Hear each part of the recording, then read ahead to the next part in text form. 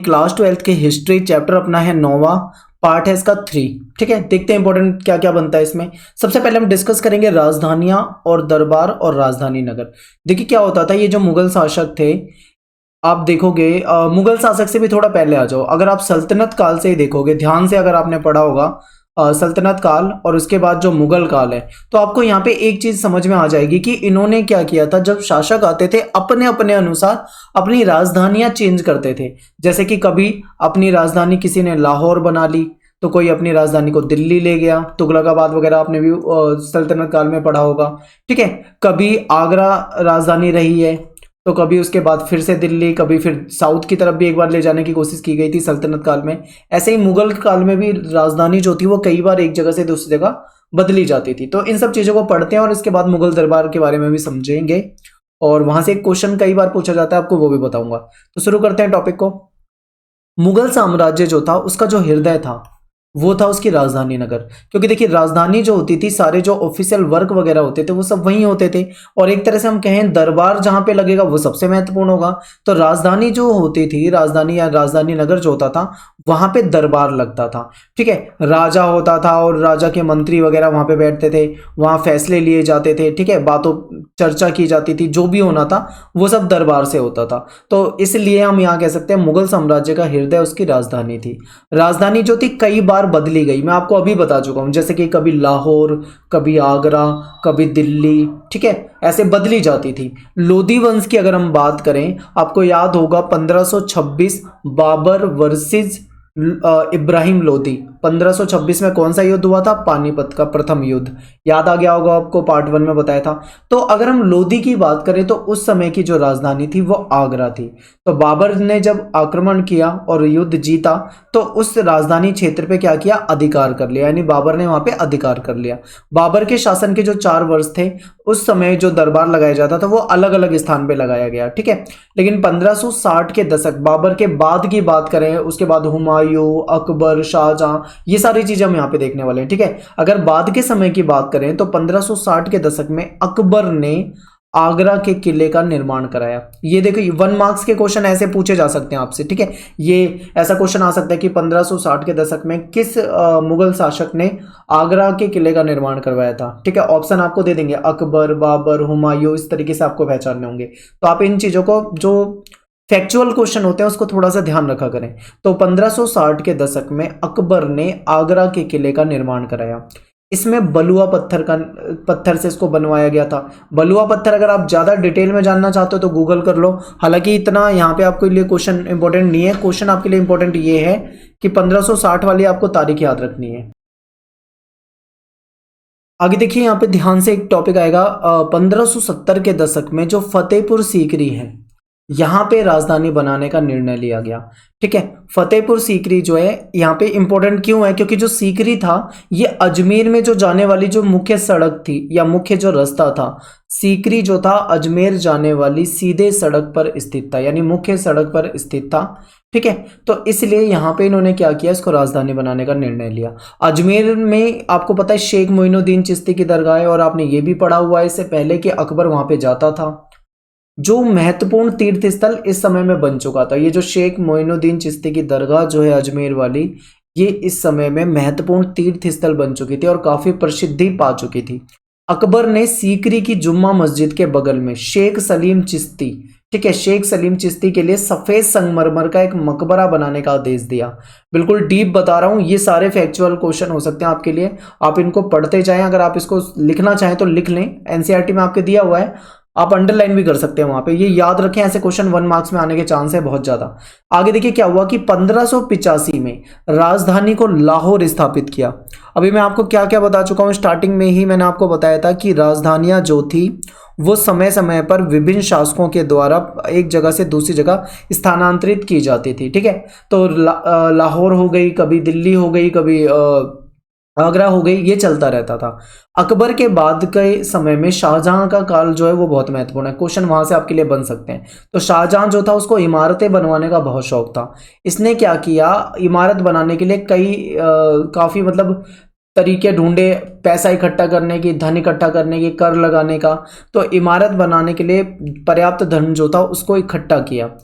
इमारत निर्माण कार्य जो था वो राजवंशीय सत्ता, धन और प्रतिष्ठा का प्रतीक होती थी, क्योंकि इसमें देखा जाता था कि कौन से शासक ने कितनी इमारतें बनाई है। जो शासक जितनी ज्यादा इमारतें बनाता था, इससे ये पता लगता था कि वो उसका शासनकाल उतना ज्यादा समृद्ध रहा होगा, ऐसा अंदाजा लगाया जाता है। तो 1648 में दरबार की बात करें, 1648 में, सॉरी यहाँ पे देखो, दरबार, सेना और शाही परिवार ये सब कहाँ चले गए? नई राजधानी शाहजहानाबाद चले गए।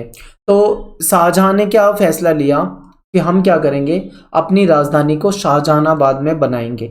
वहां पे अपने दरबार को स्थापित कर लिया, अपनी सेना और परिवार को लेके वहां चले गए। अब ये शाहजहानाबाद जो है वो कहाँ पे है? तो अगर आप अभी दिल्ली में देखते हैं ओल्ड दिल्ली, यानी कि जो पुरानी दिल्ली है, आप लाल किला वाला, जामा मस्जिद वाला जो क्षेत्र है उधर की साइड, चांदनी चौक, वो पुरानी दिल्ली में आता है, ठीक है। उधर के क्षेत्र को शाहजहानाबाद कहा जाता था।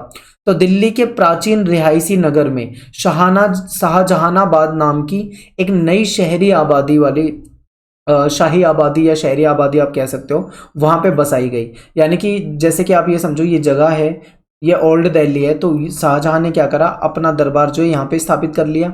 यहाँ पे रिहायशी इलाका जो था, यहाँ पे अपनी आबादी वगैरह जो भी था उसको बसाया, शाही आबादी वहाँ पे बस गई और दरबार वगैरह के कार्य वहाँ से होने लगे। क्योंकि यहाँ पे फिर लाल किला, जामा मस्जिद, चांदनी चौक के बाजार और अभिजात वर्ग के घर थे, ठीक है। लाल किला वगैरह का निर्माण यहाँ पे हुआ है, जामा मस्जिद वगैरह आप अगर ओल्ड दिल्ली जानते हो तो वहाँ पे आपको दिखता है। और सबसे इंपॉर्टेंट बात यह है कि शाहजहां के समय की बात करें तो अभिजात वर्ग जो थे, अभिजात यानी कि जो कुलीन वर्ग थे, या आप ऐसा कह सकते हो जो ताकतवर वर्ग थे, या आप अमीर वर्ग भी कह सकते हो, जो अमीर वर्ग थे उनके घर भी यहाँ पे स्थापित हुए थे, ठीक है। तो ये आपको यहाँ पे पॉइंट याद रखना है।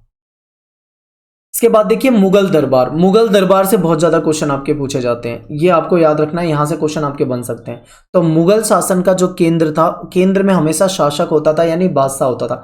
एग्जाम्पल मैं आपको समझा दूं, आप केंद्र का मतलब अगर नहीं समझ पा रहे, यानी कि ये मान लीजिए राजा है, तो पूरा शासन जो है उसके केंद्र में ये है, राजा का हर चीज पे नियंत्रण होगा, चाहे वो सेना हो, सत्ता हो, व्यापार हो, कर हो, ठीक है, जनता हो, या XYZ कुछ भी हो, जो भी मतलब अंतिम फैसला होगा, न्याय व्यवस्था भी हो तो भी अंतिम फैसला जो होगा वो राजा का होगा, शासक का होगा। तो इसलिए हम कह सकते हैं कि मुगल शासन जो था उसमें केंद्र में जो होता था शासक होता था, ठीक है। सबसे महत्वपूर्ण या सबसे ताकतवर जो होता था वो शासक होता था, उसका क्या होता था, पूरी व्यवस्था पे नियंत्रण होता था, ठीक है। राज सिंहासन को एक ऐसे स्तंभ के रूप में देखा जाता था जिस पर धरती टिकी थी। याद रखें ध्यान से, राज सिंहासन जो होता है उसको ऐसे स्तंभ के रूप में देखा जाता है, माना जाता है कि इस पे धरती टिकी थी। इतिवृत्त अगर पढ़ेंगे, इतिवृत्त से जानकारी मिलती है कि मुगल सम्राट वर्ग के बीच हैसियत के निर्धारित करने के लिए भी नियम सामने रखे गए। यानी देखिए, जैसे कि शासक है, अब शासक के बहुत प्रिय लोग भी हो सकते हैं, उसके मंत्री हो सकते हैं, उसके खास मंत्री हो सकते हैं, या फिर उसके परिवार के लोग हो सकते हैं, या फिर अन्य लोग हो सकते हैं, ठीक है, सम्राट वर्ग हो सकते हैं। तो ऐसे में सभी की हैसियत जो होती थी, किसकी कैसी क्या हैसियत है, वो सारा हमको इतिवृत्त से पता लगता है। अभी मैं आपको बताऊंगा कि हैसियत निर्धारित कैसे होती थी, ठीक है। तो ये आपको समझना है। तो देखिए, दरबार में जो हैसियत होती थी वो इस बात से निर्धारित होती थी कि कौन शासक के कितना पास बैठता है। आपने कभी सीरियल वगैरह या मूवी वगैरह में देखा होगा कि जो राज दरबार होता है, यहाँ पे जो एक यहाँ पे राजा बैठता है मेन, और यहाँ पे गैलरी होती है, और गैलरी के दोनों तरफ क्या होता है, चेयर बनी होती है जहाँ पे उसके जो मंत्री वगैरह होते हैं वो बैठे होते हैं, ठीक है। ऐसा आपने देखा होगा सीरियल वगैरह में, मूवी में, या कई जगह पे। तो इस तरीके से होता था राज सिंहासन, यहाँ पे जो केंद्र पे होता था वो राजा होता था।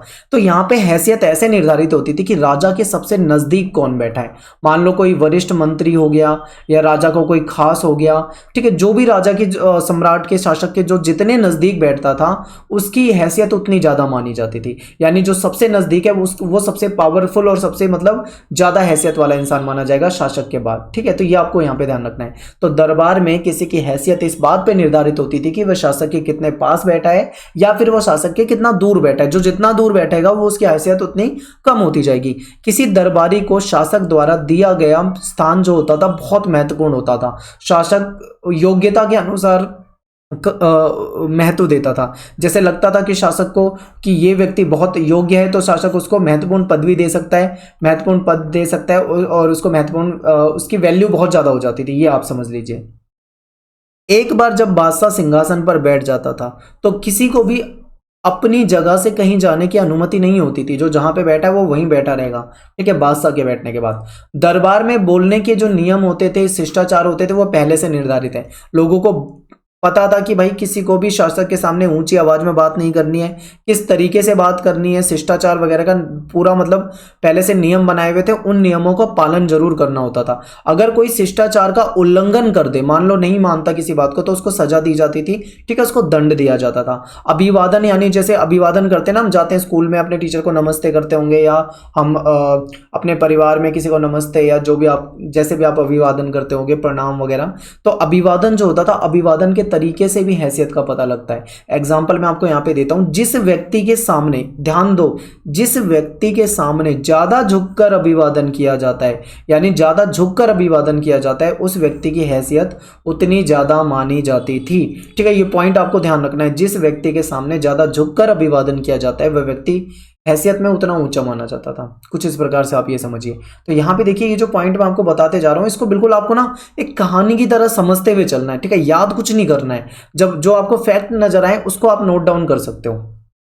अब देखिए, निवेदन का सबसे उच्चतम रूप जो था वो था सिजदा करना। सिजदा आपने सुना होगा, सिजदा करना। सिजदा क्या होता है? दंडवत सिजदा करना या दंडवत लेटना। दंडवत मतलब बिल्कुल सीधे लेट जाना, एकदम पूरे फर्श पे या जमीन पे, इस तरीके से भी अब अभिवादन या आत्मनिवेदन किया जाता था। शाहजहां के शासनकाल की अगर हम बात करें तो उसमें कुछ तरीके और भी थे, जैसे कि देखो, चार तस्लीम की बात की गई थी, जिसमें जमीन बोसी। जमीन बोसी का मतलब आप समझते हो, जमीन को चूमना, ये भी एक तरीका होता था, ठीक है, जमीन पे झुककर जमीन को चूमना, ये भी एक अभिवादन का ही तरीका आप मान लीजिए। और मुगल दरबार में जो राजदूत आते थे, राजदूत मतलब जो बाहर से आते थे, बाहर के, मान लो कोई ईरान का हो गया, कोई कहीं का हो गया, कोई यूरोप साइड का हो गया, राजदूत जो कोई संदेशा लेके आया हो, कोई संधि के लिए निमंत्रण लेके आया हो, या कुछ भी इस तरीके से जो राजदूत आते थे, उन राजदूतों से भी यही अपेक्षा की जाती थी कि वो भी शासक के सामने, राजा के सामने ये जो तरीके होते हैं इनको ही फॉलो करे, जो भी मतलब अभिवादन के तरीके होते थे। यानी जो देश के हैं उनके लिए तो वो है ही, लेकिन जो बाहर से आते हैं उनके लिए भी यही तरीके की अपेक्षा की जाती थी। एक बार क्या हुआ, अभी आपको एक घटना बताऊंगा टॉमस रो के बारे में। इससे पहले ये एक लाइन रह रही है, इसको समझ लो, ठीक है। उससे अपेक्षा की जाती थी कि वो शासक के सामने झुककर, जमीन को चूमकर, या फिर छाती के सामने हाथ बांधकर अभिवादन करे। ये छाती के सामने हाथ बांधकर अभिवादन करने का तरीका जो है, आप अपनी एनसीईआरटी की किताब जब देखोगे उसमें चित्र दिए हुए हैं, आप वहां पे देखोगे, आपको दिख जाएगा, ठीक है। देखिए क्या घटना हुई थी यहाँ पे कि एक जो यूरोपीय था, अंग्रेज था, एक अंग्रेज था जेम्स प्रथम, उसका एक दूत था, राजदूत कह लो, टॉमस रो, वो यहाँ पे आया मुगल साम्राज्य में। अब भाई यूरोप में जो प्रथाएं होंगी उसको उसके बारे में पता होगा, पर यहाँ पे मुगल साम्राज्य में जो प्रथा थी, हो सकता है शायद उसको उसके बारे में ना पता हो। तो वो जब यूरोपीय व्यक्ति टॉमस रो जब आया यहाँ पर, तो उसने यूरोपीय रिवाज, जो वहां पे रिवाज होते थे, उस रिवाज के अनुसार जहांगीर के सामने केवल झुककर प्रणाम किया। देखिए, झुककर प्रणाम करना होता था, जमीन को चूमना होता था, कई तरह के बताए ना, सिजदा करना होता था, कई तरह के तरीके बताए गए। अभी इसने क्या किया, ये आया यहाँ पे, केवल झुककर अभिवादन किया और उसके बाद बैठने के लिए कुर्सी मांग ली। तो इससे सभी मतलब अचंभित रह गए इस घटना को देख के, क्योंकि मतलब ये तरीका नहीं होता था वहां पे, अलग तरीके से जो भी किया जाता था अभिवादन। क्योंकि अब ये बाहर का था, यूरोपीय था, अंग्रेज था, तो हो सकता है शायद इसका वहां पे ये यूरोपीय तरीके में अलग तरीके से अभिवादन किया जाता हो। तो ये है, बेसिक सी बातें हैं। आगे देखिए, बादशाह जो था वो अपना दिन कैसे चलता था उसका, यहाँ पे देखिए इंपॉर्टेंट कुछ पॉइंट है जो आपके पेपर में आते हैं और क्वेश्चन के रूप में आते हैं, शॉर्ट क्वेश्चन में मैं आपको बताते हुए चलूंगा, याद रखना। देखिए, बादशाह के दिन की शुरुआत कैसे होती थी, तो बादशाह के दिन की शुरुआत सूर्योदय, जब सूर्योदय होता था उस समय से कुछ व्यक्तिगत धार्मिक प्रथा करता था, वो कुछ प्रथाएं जो भी उनकी रही होगी वो करते थे। उसके बाद क्या होता था कि पूर्व की तरफ मुंह करके एक छोटा सा छज्जा होता था जिसको झरोखा भी कहा जाता है, ठीक है, उस छज्जे पे आ जाता था ऊपर, तो उसके नीचे ना बहुत सारे लोगों की भीड़ खड़ी रहती थी। लोगों की भीड़ डेली वहां पे आती थी, बादशाह को पहले देखती थी, उसकी एक झलक पाती थी, उसके बाद फिर सब अपने अपने काम पे चले जाते थे। तो ऐसा होता था, इसको झरोखा दर्शन कहा जाता है, ठीक है। यह अकबर के समय की बात है, अकबर ने चलाई थी, तो आपके लिए इंपॉर्टेंट बन जाता है ये क्वेश्चन। पेपर में झरोखा दर्शन कई बार पूछा है, इसलिए मैं आपको बता रहा हूं, इसे नोट डाउन कर सकते हो। झरोखा दर्शन क्या था कि राजा जो था एक ऊंचे स्थान पे एक छज्जे पे आता था, ठीक है, लोग क्या करते थे, उसको देखते थे और लोग पहले से वेट कर रहे होते थे। लोगों में सैनिक हो गए, शिल्पकार हो गए, किसान हो गए, बच्चे हो गए, आदमी हो गए, औरत हो गए, कई तरह के लोग होते थे, वो आते थे उनको देखने। ठीक है, ये होता था। तो इसकी शुरुआत जो थी अकबर के द्वारा की गई थी। इसको झरोखा दर्शन प्रथा कहा जाता है। आखिर इस झरोखा दर्शन यानी कि इसका मतलब उद्देश्य क्या रहा होगा? तो इसका उद्देश्य यह था कि जनता के मन में विश्वास के रूप में शाही सत्ता की स्वीकृति को और विस्तार देना था। यानी कि जनता रोज रोज शासक को देखे, बिल्कुल मतलब उसके दिमाग में ये चीज बस जाए कि शासक ये जो है, ठीक है, शासक की जो शाही सत्ता है उसको पूरी तरीके से स्वीकार करना है, विरोध कोई किसी तरह का होना ही नहीं चाहिए। तो इस प्रकार से ये बातें थी। तो आपको ये पॉइंट याद रखने हैं। झरोखे में 1 घंटा बिताने के बाद बादशाह जो था अपनी सरकार के जो भी मतलब उसके कार्य होते थे उसमें लग जाता था। फिर वो जाता था सार्वजनिक सभा भवन। अब देखिए, दीवाने आम और दीवाने खास इंपॉर्टेंट है 1 मार्क्स के लिए। ऐसे क्वेश्चन आपके लिए पूछे जाते हैं, याद रखें, पहले बता दे रहा हूं। तो देखिए, अब शासक ने क्या किया, 1 घंटा झरोखे में बिताया, उसके बाद उसने अपने कामकाज के लिए चलना शुरू कर दिया। तो वो जाएगा सार्वजनिक सभा में। वहां पे दीवाने आम कहा जाता है, जो आम है, बिल्कुल नॉर्मल है, वहां पे गया। फिर वहां पे राज्य के जो अधिकारी होते थे वो अपनी रिपोर्ट देते थे, कहाँ पे क्या कार्य करना है, क्या हो रहा है, क्या नहीं हो रहा, पूरी जो भी रिपोर्ट होती थी वो प्रस्तुत करते थे।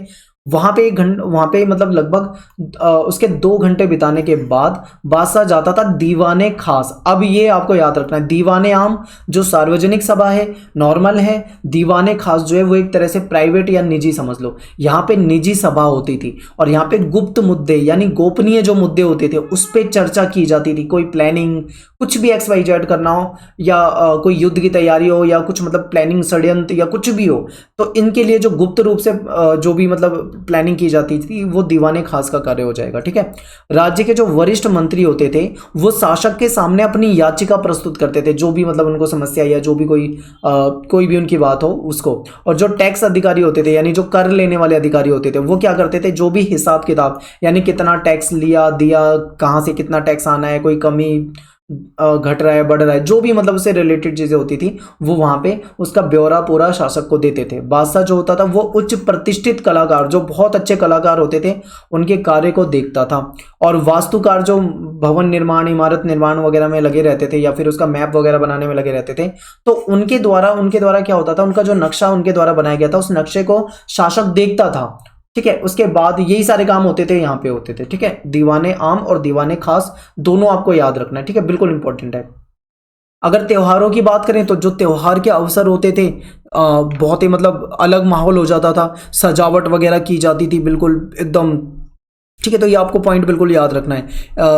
मोमबत्तियां वगैरह लगाई जाती थी और कई सारे त्यौहार होते थे यहाँ पे जो मनाए जाते थे। ठीक है, तो चारों ओर सजावट की जाती थी। मुगल शासक जो था वर्ष में 3 मुख्य त्यौहार मनाए जाते थे, ऐसा कहा जाता है। शासक का जन्मदिन बहुत महत्वपूर्ण होता था, शासक का जन्मदिन मनाया जाता था बहुत अच्छे तरीके से। वसंत के आगमन पे नवरोज जो फारसी नववर्ष होता था, फारसी के अनुसार जो नया साल होता था उसको मनाया जाता था। वसंत का आगमन, शासक का जन्मदिन, ये सब मनाया जाता था। और जिस दिन शासक का जन्मदिन होता था उस दिन तो बिल्कुल सजा वजा दिया जाता था, आप ये समझिए। और क्या होता था कि एक तराजू होता था बहुत बड़ा।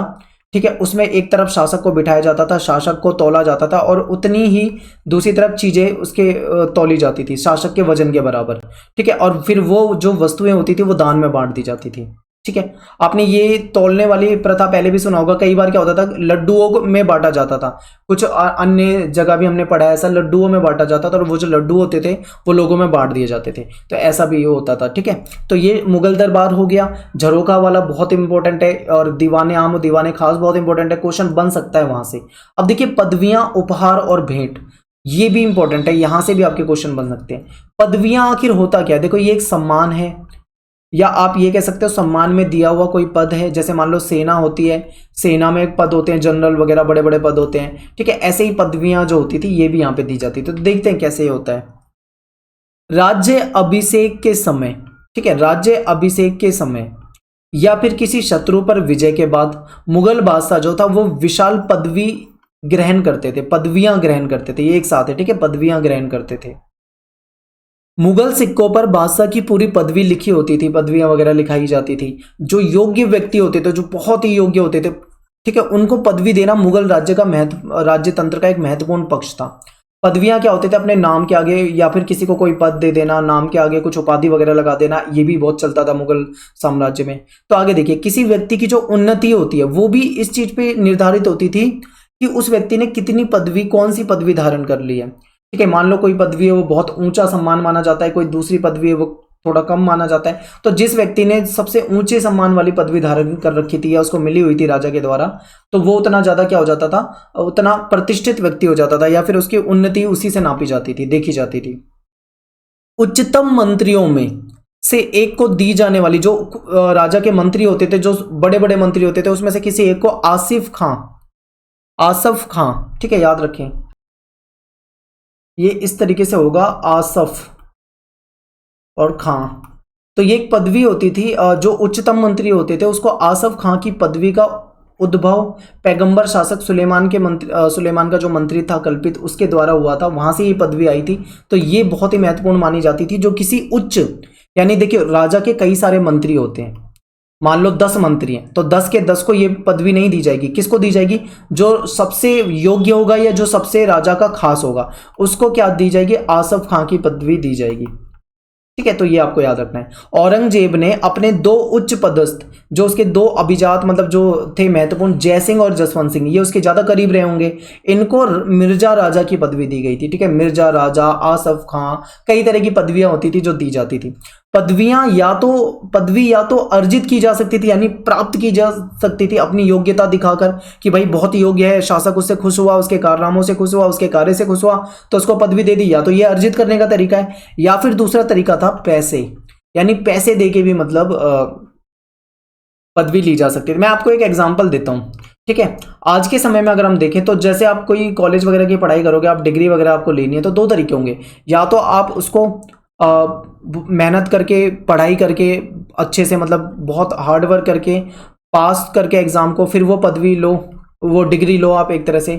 या फिर दूसरा तरीका है फ्रॉड वाला, फ्रॉड तरीके से बिना मेहनत किए पैसे देकर भी डिग्री मिल जाती है। तो ये जो दूसरा तरीका है ये अपना सकते हैं। तो यहाँ पे भी कुछ इसी प्रकार से होता था, या तो अपनी योग्यता से पदवी को अर्जित करो, या फिर पैसे देके लिया जा सकता था। एक व्यक्ति था जिसका नाम था मीर खान, याद रखें, मीर खान। इसने क्या करा, अपने नाम के आगे केवल एक अक्षर आ लगाना था, इसको आ अक्षर लगाने के लिए, उसे अमीर खां करने के लिए उसने औरंगजेब को 1 लाख रुपए देने का प्रस्ताव करा। अब आप सोचो कि मतलब क्या महत्व रहता होगा उस समय में। यानी इसका नाम मीर खान था, ये अपने नाम के आगे केवल एक शब्द आ लगाना चाहता था जिससे ये अमीर खान बन जाए। इतने काम के लिए इसने शासक को 1 लाख रुपए देने का प्रस्ताव किया। तो आप समझ सकते हैं क्या होता था उस समय में। अन्य पुरस्कारों में जामा शामिल था। जामा क्या होता था? एक तरह से ये पहनने का वस्त्र था। ठीक है, कुछ इस प्रकार से होता था, जो शरीर को ढक देता था, और नीचे की तरफ कुछ इस प्रकार से होता था। ठीक है, तो वो जामा जो होता था ये भी एक महत्वपूर्ण था, उपहार में दिया जाता था। ठीक है, तो ये किसे दिया जाता था? ये जो ऐसा मतलब बादशाह के द्वारा पहना गया हुआ जामा, यानी ऐसा जामा जो बादशाह ने कभी पहना हो, कभी भी, वो उस जामा को किसी को गिफ्ट के रूप में दे सकता था खुश होकर। ठीक है, कई बार आपने देखा होगा सीरियल वगैरह में बादशाह वगैरह जो होते थे वो क्या करते थे, किसी से खुश हो जाते थे तो तुरंत अपने गले में से मोतियों की माला निकाल के दे देते थे, गिफ्ट में दे देते थे। तो इसी तरीके से ये जामा दिया जाता था। ठीक है, जामा जो था ये कभी ना कभी बादशाह के द्वारा पहना हुआ होता था, और ये बादशाह के, राजा का आशीर्वाद का प्रतीक होता था। सरप्पा, सरप्पा याद रखें, इंपॉर्टेंट है, 1 मार्क्स में ऐसे क्वेश्चन पूछे जाते हैं बहुत ज्यादा। सरप्पा जो था सर से पांव तक, यानी कोई ऐसा कपड़ा रहा होगा जो सर से पांव तक होता हो। इस उपहार के 3 हिस्से हुआ करते थे। ठीक है, एक तो जामा, अभी आपको बताया, जो एक तरह से कपड़ा होता है जो पहना जाता है, जो कभी बादशाह के द्वारा पहना हो। पगड़ी आप जानते हैं सिर पे पहनी जाती है। और पटका, ये कई बार बादशाह द्वारा दिए जाते थे। ठीक है, और इसमें रत्न जड़ित आभूषण भी उपहार में दिए जाते थे, यानी ऐसे